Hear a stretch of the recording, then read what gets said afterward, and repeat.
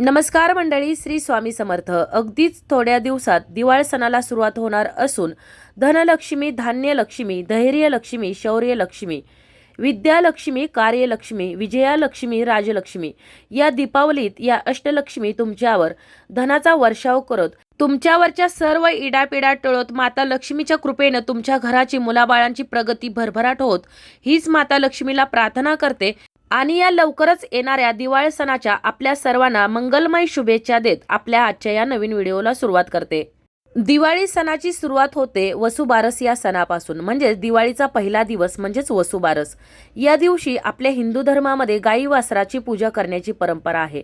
यालाच गोवस्त द्वादशी असं देखील म्हटलं जातं. तर यंदा म्हणजे 2024 मध्ये ही वसुबारस येत आहे 28 ऑक्टोबरला.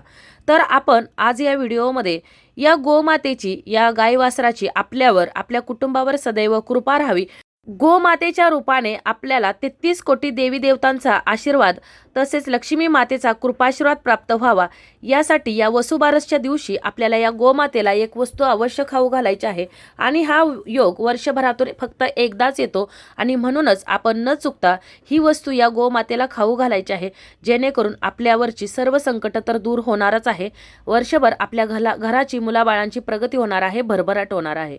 आता कोणतीही वस्तू या गोमातेला खाऊ घालायची आहे याविषयीची अगदी थोडक्यात पण महत्त्वाची माहिती जाणून घेण्याकरिता व्हिडिओ शेवटपर्यंत पहा. त्याचबरोबर चॅनलवर जे नवीन आहे त्यांनी चॅनलला सबस्क्राईब करा आणि व्हिडिओ पाहत असताना व्हिडिओला लाईक करायला विसरू नका. आपले हिंदू धर्मशास्त्रानुसार गोमातेमध्ये 33 कोटी देवी देवता वास करतात असं म्हटलं जातं. गोमाता सर्व देवमयी आहे. गायीच्या देहात सर्व देवी देवता वास करतात. तिच्या पाठीवर ब्रह्मा, कंठात विष्णू आणि मुखामध्ये शिवांचा वास असतो. आणि म्हणूनच संपूर्ण 33 कोटी देवतांचे षोडशोपचार अथवा पंचोपचार पूजन करायचे असेल तर केवळ एका गोमातेचे पूजन आणि तिची सेवा केल्यानं आपण सर्व देवी देवतांचे पूजन केल्याचं आपल्याला पुण्य प्राप्त होतं. गायीचे दूध, दही, तूप, शेण आणि गोमूत्र या सर्वांचे एक विशिष्ट प्रमाणामध्ये मिश्रण केल्यास पंचगव्य मिळते. आणि आयुर्वेदामध्ये असं म्हटलं गेलं आहे की पंचगव्याचे सेवन केल्यानं मानवाला अनेक व्याधींपासून मुक्तता मिळते, व्याधींचं निवारण होतं. ज्याचे घरी गाय तिथे विठ्ठलाचे पाय असे जगद्गुरू संत तुकाराम महाराज म्हणतात. या वसुबारसच्या दिवशी तिन्ही सांजेच्या वेळेला म्हणजेच दिवे लागणीला सवस्त धेनूची म्हणजेच गाय आणि तिच्या वासराची पूजा केली जाते, मनोभावे प्रार्थना केली जाते. या दिवशी स्त्रिया तळलेले कोणतेही पदार्थ खात नाहीत.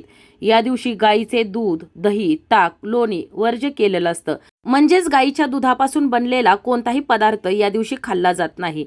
या दिवशी शक्यतो स्त्रिया उपवास करतात आणि काढलेले, कुटलेले, चिरलेले, कापलेले पदार्थ देखील या वसुबारसच्या दिवशी खाल्ले जात नाही. आणि दिवसभर या दिवशी बायका उपवास करतात आणि संध्याकाळी बाजरीची भाकरी आणि गवारीची भाजी खाऊन हा उपवास सोडतात. तर आपण आज जो हा उपाय जाणून घेणार आहोत, म्हणजेच गोमातेला आपल्याला जी वस्तू खाऊ घालायची आहे, तर ती वस्तू खाऊ घालण्यापूर्वी दिवे लागणीला म्हणजे तिन्ही सांजेच्या वेळेला आपल्याला सर्वप्रथम गोमातेची पूजा करायची आहे. गोमातेची पूजा करत असताना सर्वप्रथम तिचे पाय धुवायचे आहेत. तिच्या कपाळावर आपल्याला पाणी लावायचं आहे. त्यानंतर तिला हळदी कुंकू, अक्षता, फुलं व्हायची आहेत. ज्याप्रमाणे आपण माता लक्ष्मी तसेच इतर देवी देवतांची पूजा करतो त्याचप्रमाणे विधिवत तिची पूजा करायची आहे. तिला ओवाळायचं आहे. विधिवत या गोमातेची तसेच तिच्या वासराची पूजा झाल्यानंतर तिला आपल्याला 11 प्रदक्षिणा घालायच्या आहेत. यावेळेला आपल्याला माता लक्ष्मीचं, आपल्या इष्ट देवतांचं नामस्मरण करायचं आहे. कारण गोमातेमध्ये 33 कोटी देवी देवता वास करत असतात, त्यामुळं तुम्हाला इष्ट देवतांचं यावेळेला नामस्मरण करायचं आहे. आपल्या कुटुंबावरील संकट, विघ्न, बाधा दूर करण्यासाठी माता लक्ष्मीला प्रार्थना करायची आहे. 11 प्रदक्षिणा घालायच्या आहेत. शक्य नसेल तर 7 घालू शकता किंवा आपण ज्या ठिकाणी उभे आहोत तर त्या ठिकाणी जरी आपण प्रदक्षिणा 11 मारल्या तरी देखील चालेल. त्यानंतर तुम्हाला या गोमातेला एक चपाती घ्यायची आहे. त्या चपातीवरती एक गुळाचा खडा ठेवायचा आहे आणि एक मुठभर चण्याची डाळ ठेवायची आहे. आणि ही आपल्या तळहाताने या गोमातेला आपल्याला या दिवशी अवश्य खाऊ घालायची आहे. आणि त्यानंतर गोमातेनं जर हे खात असताना जर आपले हात जर चाटले तर आपल्याकडून कळत नकळत ज्या काही चुका झाल्या असतील किंवा आपल्यावर जे काही विघ्न, संकट असतील तर ते दूर होण्यास मदत होणार आहे. परंतु जर तुमच्या हाताला जरी गाईनं चाटलं नाही तरी देखील एखाद्या प्लेटमध्ये ठेवून तुम्हाला ही एक मुठभर चण्याची डाळ, चपाती आणि गुळाचा खडा या गोमातेला खाऊ घालायचं आहे. कुटुंबातील कोणत्याही व्यक्तीनं खाऊ घातलं तरी देखील चालेल. त्यानंतर आपल्याला अजून एक वस्तू या गोमातेला खाऊ घालायची आहे. ती म्हणजेच पूर्वीपासून चालत आलेली गवारी आणि बाजरीची भाकरी. आता जर तुम्ही बाजरीची भाकरी जर खात नसाल तर मग तुम्ही ज्वारीची भाकरी आणि त्यावर थोडीशी गवारीची भाजी जर ठेवून ती देखील गोमातेला खाऊ घातली तरी देखील चालेल. बाजरीची भाकरी आणि गवारीची भाजी याचा या दिवशी मान असतो, त्यामुळे तुम्हाला शक्यतो या दिवशी बाजरीची भाकरी आणि गवारी खाऊ घालायची आहे. वसुबारस हा दिवस वर्षातून एकदाच येतो. तुम्ही वर्षभर कितीही गोमातेची सेवा केली, पूजा केली तरी देखील हा जो दिवस आहे तर हा दिवस गायीला समर्पित असल्यामुळं गोमातेची या दिवशी तुमच्याकडून जितकी जास्त सेवा होईल तेवढी जास्त सेवा तुम्हाला या दिवशी करायची आहे, जेणेकरून या गोमातेचा आशीर्वाद तुमच्या कुटुंबाला लाभेल, तुमच्या मुलाबाळांची प्रगती होईल, भरभराट होईल आणि तुमच्या घरावरील सर्व संकट विघ्न दूर होतील. आणि म्हणूनच या दिवाळीच्या पहिल्या दिवशी आपल्याला अशा प्रकारे गोमातेची सेवा करायची आहे, जेणेकरून वर्षभर आपल्या घराची भरभराट होईल. लक्ष्मी मातेच्या कृपेने आपल्या सर्व इच्छा पूर्ण तर होणारच आहेत, त्याचबरोबर आपलं वर्ष सुखाचं, समाधानाचं, आनंदाचं आणि भरभराटीचं जाणार आहे.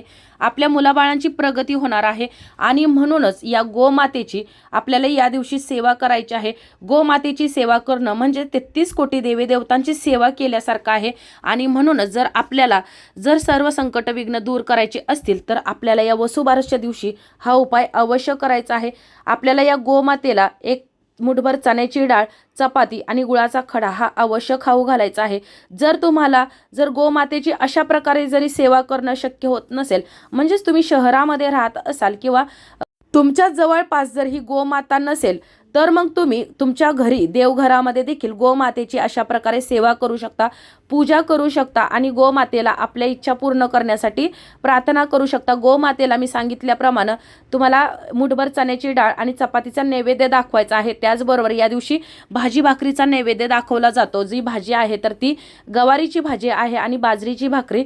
पण बाजरीची भाकरी जर तुम्हाला शक्य होत नसेल, म्हणजेच तुम्ही जर खात नसाल किंवा घरी बनवत नसाल तर तुम्ही मग ज्वारीच्या भाकरीचा आणि गवारीच्या भाजीचा नैवेद्य देखील आपण दाखवला तरी देखील चालेल. कोणतीही सेवा करताना आपण ती किती मनापासून आणि श्रद्धेने करतो याच्यावरती आपल्याला फळ प्राप्त होत असतं आणि म्हणूनच आपण सेवा करताना, उपाय करताना अगदी मनापासून आणि श्रद्धेने करायचं आहे. जरी तुम्हाला गोमातेची सेवा गायीजवळ जाऊन करता येत नसेल तरी देखील तुम्ही तुमच्या देवघरामध्ये ही सेवा करू शकता, उपाय करू शकता. त्याचबरोबर वर्षभर अनेक विशिष्ट तिथी येत असतात, म्हणजेच एकादशी असेल, संकष्टी असेल, पौर्णिमा असेल किंवा मंगळवार, शुक्रवार असे अनेक तिथी येत असतात. गुरुपुष्यामृत योग असेल किंवा अक्षय तृतीया अशा सणावारांना देखील तुम्ही या गोमातेची सेवा अवश्य करायची आहे, जेणेकरून तुमच्यावर, तुमच्या कुटुंबावर सर्व देवी देवतांचा आशीर्वाद राहील, माता लक्ष्मीचा आशीर्वाद राहील. भगवान श्री हरिविष्णूंच्या कृपेने, माता लक्ष्मीच्या कृपेने तुमच्या सर्व इच्छा पूर्ण होतील. अशा प्रकारे आपल्याची माहिती, आजचा हा व्हिडिओ तुम्हाला कसा वाटला कमेंट करून जरूर कळवा.